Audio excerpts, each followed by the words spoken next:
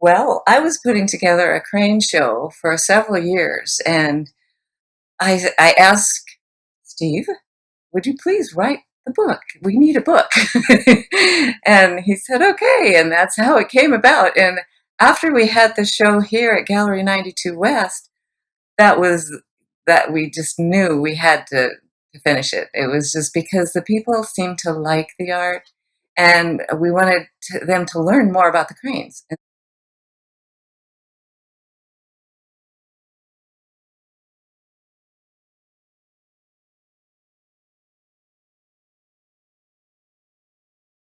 Well, I have a background in biology. I have a PhD in ecology and evolutionary biology from decades ago when Jude got a master's in scientific illustration at the University of Arizona. We were both there. But I've gone on and done other things. And now I've been volunteering at Rose Sanctuary for several years as a nature guide. And I teach the crane behavior class out there. Okay. And I'm on the board out there. And So where is Rose Sanctuary located? it's just about 20 miles this side of Kearney, Nebraska, Okay. right on the Platte River. And that's one of the hot spots for where the cranes come in on migration. Sure. So there are times when there are 200,000 cranes on that stretch of the river.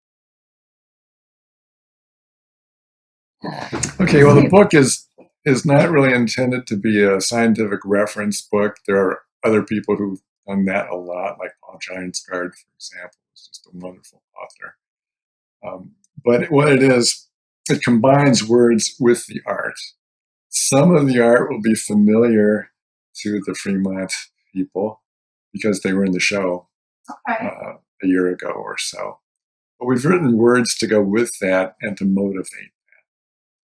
The title of the book is Flying Free. The cover is a self-portrait of Jude taking flight with a crane. And if I remember right, that was a piece in the show. That was right? in the show. Yeah, it's a metaphorical piece. The subtitle is May Our Bonds with Nature Be Unbroken.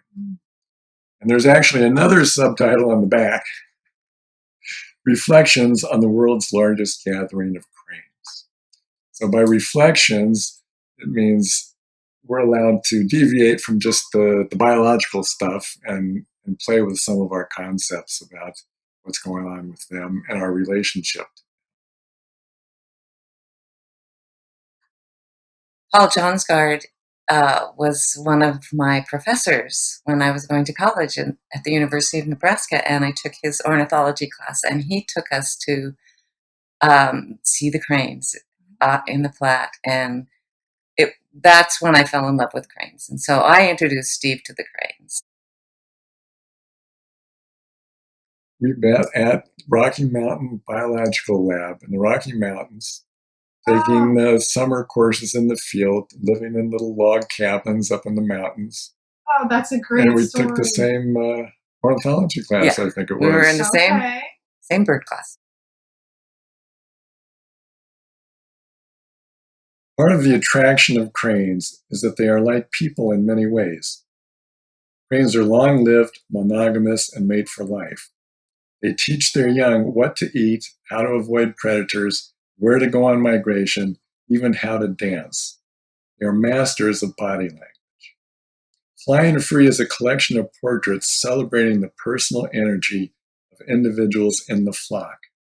In presenting birds this way, we let cranes speak for nature in general. In recent times, our relationships with wildlife have been largely ignored, too often forgotten. Cranes remind us of the connection we have lost. They bind us to the broad spectrum of life on Earth. Something with less words. Okay. So the title of this piece is The Dance Begins. And the poem goes like this. Ancient rituals survive to be claimed anew, celebrated as unique. Invitation accepted, the dance begins. Referring to the fact that there's a behavior that is an invitation to dance. Sure. And in this case, it's accepted. There are flights of fancy in there, where Jude just goes crazy with the colors. Yeah. And we have sort of biological tie-ins to that we refer to.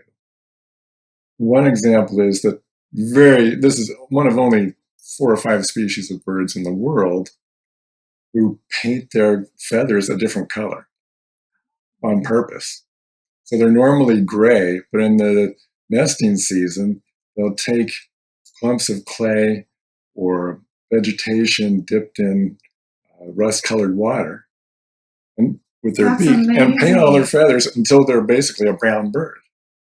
Oh I my mean, can you goodness. imagine a peacock doing this? Right. After everything that evolution's gone through to make all those beautiful feathers? Right. So they do it for, probably for camouflage mostly in the breeding season. And the little chicks are brown too. But the flight of fancy is, what if they didn't have to do it for camouflage? And what if they had access to more colors to play with? Then we just might get cranes that look like So this. fun. Yeah. I'll read where we end up with in Okay. the book. And that is, to know the cranes is to know of shared experiences, shared emotions, shared goals. To know that life's adventures are not ours alone. We are changed in the encounter. Our bonds with nature are unbroken.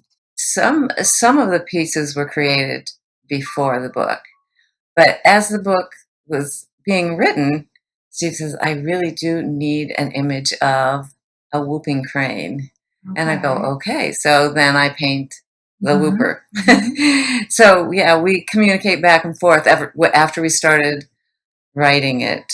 And then you have a show coming up in January 2021. Yes, January. It's at the Great Plains Museum in Lincoln. January through June. So it's up for 5 months, and they will be open Tuesday through Saturday from 10 to 4. You wear masks, so it will be able to be viewed. Most of the events will be virtual, so online. But right now, I just made up a quick invitation so that you know where it is. There's free admission, and there'll be over 30 pieces. So there'll be a lot more than what you've seen. Okay. And I've created a lot since then. Would call first to check their website, because the hours and such will be changing depending on where we are with COVID. Yes, COVID could mess things up. But when you come here, if you come here and to see the cards and purchase a book, I have these cards with the time that the show is, so you can just pick one up. Every piece that's in the book will be there, and plus more. Yeah. Great. And I will say it's going to be the biggest show on birds, and certainly on cranes, that I think Nebraska has seen ever. Oh, sure, I would. I guess it would be. There are 2 large galleries there. One is going to be the one down in the basement area. Is going to be drawn from the permanent collection of the museum, and then the whole main gallery is going to be Jude's cranes. Right. But the permanent collection will all be the birds. Oh, it will be birds from their so the whole thing is birds. The whole thing is birds. That's really extraordinary here for Nebraska. If you don't happen to pick up this card, you can go to my website, Jude Martindale, fineart.com, and it'll tell you about the show. So you'll always be able to find it online. Okay. And can you sign up for a mailing list on your website? Yes, you can. You can go to my website and sign up, and I send out emails. Yeah.